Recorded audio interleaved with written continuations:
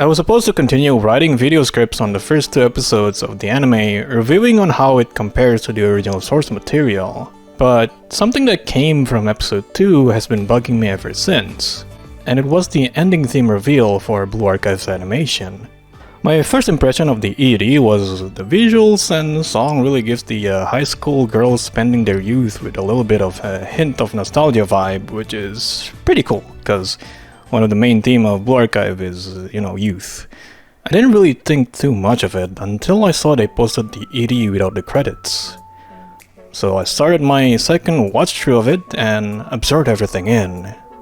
Maybe because it was 1 AM and it was sad boy hours, but I feel a little bit more emotional for some reason this time around. And then I started to cry. Visible wet tears when I wiped my face with the palm of my hand, not knowing why. There are several possible reasons why my eyes suddenly wanted to become a waterfall, but can't really pinpoint why is the case. So I did a thing like a normal person would.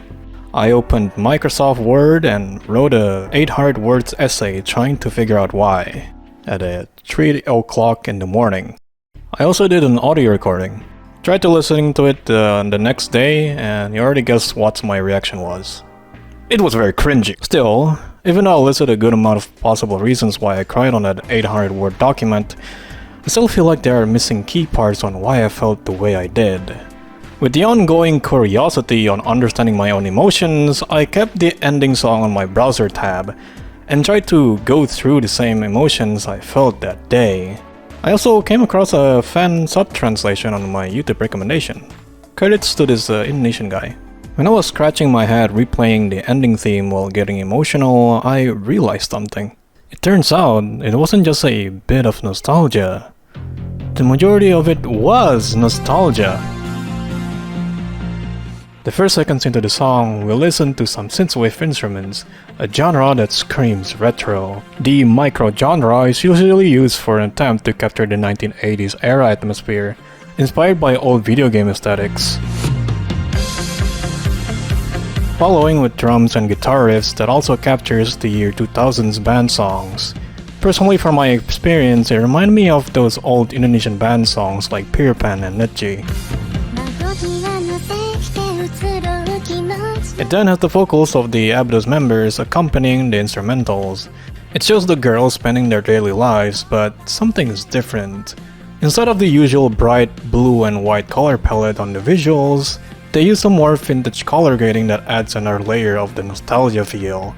Also, hey, post-production Inoue here. I almost forgot to talk about the animation itself. The animation style or technique that they use is most likely rotoscoping animation.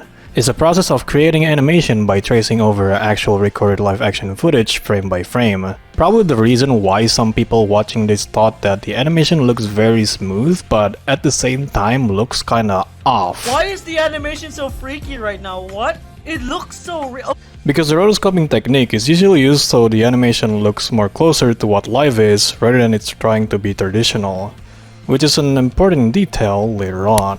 The camera angles also support the vintage feel, having a lot of wide-angle shots very reminiscent of 90s till 2000s music videos. Speaking of reminiscing, the lyrics itself talks about reminiscing about the past.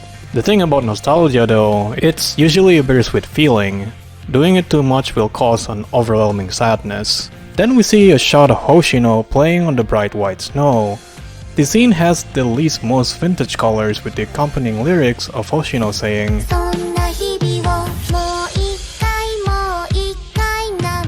giving an impression that Hoshino is talking about the past while living in the present day, with the following chorus of the whole Abydos cast singing the lyric,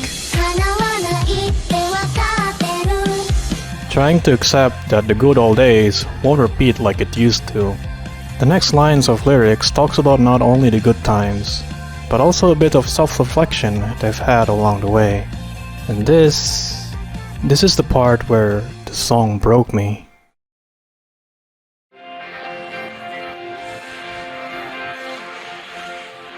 A whole sequence of happy memories fading in and out with moving shaky camera angles seeming like someone has taken and recorded the scenes with a camcorder or maybe a smartphone. All of these are A compilation of happy memories. This very part hits me right at home. It resonated with me because I used to do the same thing. Give me moments. Back when I was still in late middle school till high school, I would usually bring my DSLR whenever I go to an eventful place and, well, record moments to edit, compile, and share it for some Instagram high school clout because back then, I was known to be the class video editor. I graduated high school 6 years ago, and after finishing college, I don't really go out anymore like used to.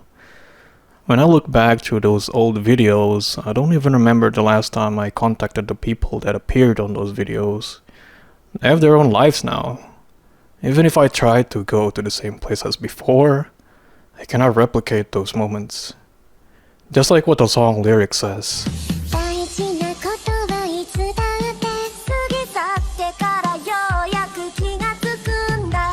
Cherished and important moments are always the things that you realized after it happened. I finally found out the reason why I find this anime ending very emotional. We as human beings tend to yearn for the past that no longer exist. The moments, the places, the people, and the you that are younger are no longer here. The realization that we cannot go there anymore. We cannot regain the time that has lasted. Then a final scene of Ayane for the last time, blocking the camera lens with the palm of her hand, ending the compilation of good old memories. It is not all sad though. You get the scene of the girls in the classroom and they're having a group photo, but this time with an extra person. A person that most likely already spent most of his youth. A person that is similar to us, but he did not look back on things he cannot attain anymore. He instead makes you memories with the closest people around him. Don't live in memories, go make new ones. As a local Fox girl would say. Thank you, Danny, for letting me steal your quote. I love this ending theme very much. It just doesn't only perfectly capture one of the main themes of Blue Archive, which is youth, but also kinda makes you go through and makes you remember what that is. It reminded you the good times you've had, but also letting you know that there are always other good times somewhere in the future. Well, at least that's my interpretation of it, and the message from that interpretation really resonated with me.